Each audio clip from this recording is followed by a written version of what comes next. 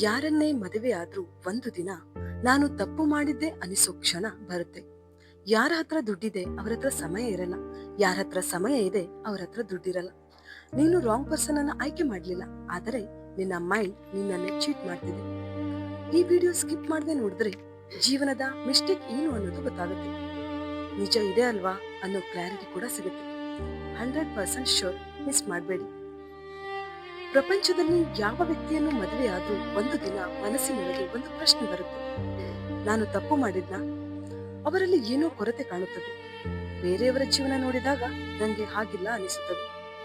ಯಾರ ಹತ್ರ ದುಡ್ಡಿದೆ ಅವ್ರ ಹತ್ರ ಸಮಯ ಇರಲ್ಲ. ಯಾರ ಹತ್ರ ಸಮಯ ಇದೆ ಅವ್ರ ಹತ್ರ ದುಡ್ಡಿರಲ್ಲ.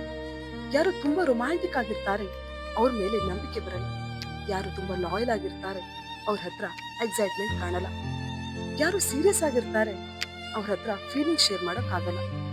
ಆಗ ಪ್ರಶ್ನೆ ಏನ್ ಗೊತ್ತಾ, ಪರ್ಫೆಕ್ಟ್ ಪಾರ್ಟ್ನರ್ ಯಾರಾದ್ರೂ ಇದ್ದಾರಾ, ಅಥವಾ ನಾವು ತಪ್ಪು ವ್ಯಕ್ತಿಯನ್ನ ಆಯ್ಕೆ ಮಾಡ್ಕೊಂಡ್ವಾ? ಇದು ನಿನ್ನ ಪ್ರಾಬ್ಲಮ್ ಅಲ್ಲ, ಇದು ಮಾನವನ ಮನಸ್ಸಿನ ನೇಚರ್.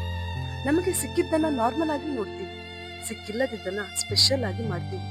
ಇದನ್ನ ಸೈಕಾಲಜಿಯಲ್ಲಿ ಗ್ರಾಸ್ ಈಸ್ ಗ್ರೀನರ್ ಎಫೆಕ್ಟ್ ಅಂತ ಕರೀತಾರೆ. ನೀನು ರಿಚ್ ಪರ್ಸನ್ ಅನ್ನ ಮದ್ವೆ ಆದ್ರೆ ಅವನು ಬಿಸಿ, ಟೈಮ್ ಕೊಡಲ್ಲ ಅನಿಸುತ್ತದೆ. ನೀನು ಟೈಮ್ ಕೊಡೋ ವ್ಯಕ್ತಿಯನ್ನ ಮದ್ವೆ ಆದ್ರೆ ಫ್ಯೂಚರ್ ಸೆಕ್ಯೂರ್ ಆಗಲ್ಲ ಅನಿಸ್ತದೆ. ರೊಮ್ಯಾಂಟಿಕ್ ಪರ್ಸನ್ ಜೊತೆ ಇದ್ರೆ ಇವನು ಅಥವಾ ಇವಳು ಎಲ್ರ ಜೊತೆ ಹೀಗೆ ಇರ್ತಾನ ಅನ್ನೋ ಡೌಟ್ ಬರುತ್ತೆ. ಲಾಯಲ್ ಪರ್ಸನ್ ಜೊತೆ ಇದ್ರೆ ಲೈಫ್ ಬೋರಿಂಗ್ ಆಗ್ಬಿಟ್ಟಿದೆ ಅನಿಸ್ತದೆ. ಸತ್ಯ ಏನ್ ಗೊತ್ತಾ, ನೀನು ಯಾವ ವ್ಯಕ್ತಿಯನ್ನ ಆಯ್ಕೆ ಮಾಡಿದ್ರು ಅವನಲ್ಲಿ ಏನೋ ಕೊರತೆ ಕಾಣಿಸುತ್ತೆ. ಯಾಕೆ ಅಂದ್ರೆ ಪರ್ಫೆಕ್ಟ್ ವ್ಯಕ್ತಿ ಅಂತ ಯಾರೂ ಇಲ್ಲ. ಆದ್ರೆ ನಾವು ಮಾಡೋ ಬಿಗ್ಗೆಸ್ಟ್ ಮಿಸ್ಟೇಕ್ ಏನ್ ಗೊತ್ತಾ, ಬೇರೆಯವರ ಹೈಲೈಟ್ ಅನ್ನ ನೋಡ್ಕೊಂಡು ನಮ್ಮ ಬಿಹೈಂಡ್ ಸೀನ್ ಅನ್ನ ಕಂಪೇರ್ ಮಾಡೋದು. ಇನ್ಸ್ಟಾಗ್ರಾಮ್ ನಲ್ಲಿ ಕಾಣೋ ರಿಲೇಶನ್ಶಿಪ್ ಅನ್ನ ರಿಯಲ್ ಲೈಫ್ ಅಲ್ಲಿ ಕಂಪೇರ್ ಮಾಡೋದು. ಅವರು ಕೂಡ ರಾತ್ರಿ ಸೈಲೆಂಟ್ ಫೈಟ್ ಮಾಡ್ತಾರೆ, ಅವರು ಕೂಡ ಡೌಟ್ ಅನ್ನ ಫೀಲ್ ಮಾಡ್ತಾರೆ. ಲವ್ ಅಂದ್ರೆ ಪರ್ಫೆಕ್ಟ್ ಪರ್ಸನ್ ನ ಸಿಕ್ಕೋದಲ್ಲ, ಇನ್ಪರ್ಫೆಕ್ಟ್ ವ್ಯಕ್ತಿಯ ಜೊತೆ ಅಡ್ಜಸ್ಟ್ ಆಗಿ ಲೈಫ್ ಅನ್ನ ಬಿಲ್ಡ್ ಮಾಡೋದು.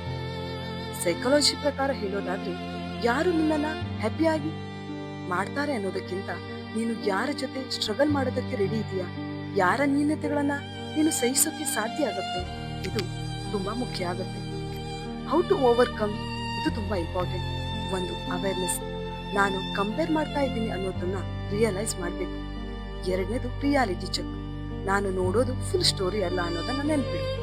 ಗ್ರಾಟಿಟ್ಯೂಡ್ ಪ್ರಾಕ್ಟೀಸ್, ನಿನ್ನ ಪಾರ್ಟ್ನರ್ನ 3 ಒಳ್ಳೆಯ ಗುಣಗಳನ್ನ ಡೈಲಿ ನೆನಪಿಸು. 4 limit social media illusion, insta life ಹಾಗೂ ರಿಯಲ್ ಲೈಫ್ ಜೊತೆ ಕಂಪೇರ್ ಮಾಡಬೇಡ. 5 choose acceptance over perfection, perfect ಹುಡುಕ್ಬೇಡ, ರೈಟ್ ಫಾರ್ ಯು ಅನ್ನೋದನ್ನ ಚೂಸ್ ಮಾಡು. ಬೇರೆಯವರ ಲೈಫ್ ಗ್ರೀನ್ ಆಗಿ ಕಾಣಿಸ್ತದೆ, ಯಾಕಂದ್ರೆ ನೀನು ನಿನ್ನ ಲಾನ್ಗೆ ನೀರ್ ಹಾಕ್ತಿಲ್ಲ. ಅಂದ್ರೆ ನೀನು ನಿನ್ನ ರಿಲೇಶನ್ಶಿಪ್ಗೆ ಕೇರ್ ಎಫರ್ಟ್ ಕೊಡ್ತಿಲ್ಲ, ಆದ್ರೆ ಬೇರೆಯವರ ಲೈಫ್ ಬೆಟರ್ ಅಂತ ಕಾಣಿಸ್ತಿದೆ ಅಷ್ಟೇ. ಯಾಕೆ ಅಂದ್ರೆ ಪ್ರತಿ ವ್ಯಕ್ತಿಯಲ್ಲೂ ಕೊರತೆ ಇದೆ, ಪ್ರತಿ ಸಂಬಂಧದಲ್ಲೂ ಸಮಸ್ಯೆ ಇದೆ.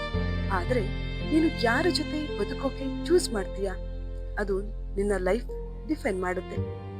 ನೀನು ಹುಡುಕೋ ಪರ್ಫೆಕ್ಟ್ ವ್ಯಕ್ತಿ ಈ ಪ್ರಪಂಚದಲ್ಲಿ ಯಾರೂ ಇಲ್ಲ. ನಿನ್ನ ಜೊತೆ ಇಂಪರ್ಫೆಕ್ಟ್ ಆಗಿ ಜೀವನ ಪೂರ್ತಿ ಉಳಿಯೋ ವ್ಯಕ್ತಿ ಸಿಕ್ಕಿದ್ರೆ ಅದೇ ನಿಜವಾದ ಪ್ರೀತಿ.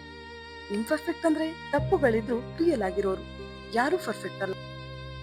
ನಮ್ಮನ್ನು ಸೇರಿ ಎಲ್ಲರೂ ಇಂಪರ್ಫೆಕ್ಟೇ, ಅದೇ ರಿಯಾಲಿಟಿ ಆಗಿರುವಂತದ್ದು. ನೀವು ಯಾವ ಟೈಪ್ ಪಾರ್ಟ್ನರ್ ಅನ್ನ ಚೂಸ್ ಮಾಡ್ತೀರಾ? ಮನಿ, ಟೈಮ್ ಕೊಡುವಂತವ್ರು, ಲಾಯಲ್ಟಿ ಆಗಿರೋರು, ರೊಮ್ಯಾನ್ಸ್? ಕಮೆಂಟ್ ಮಾಡಿ.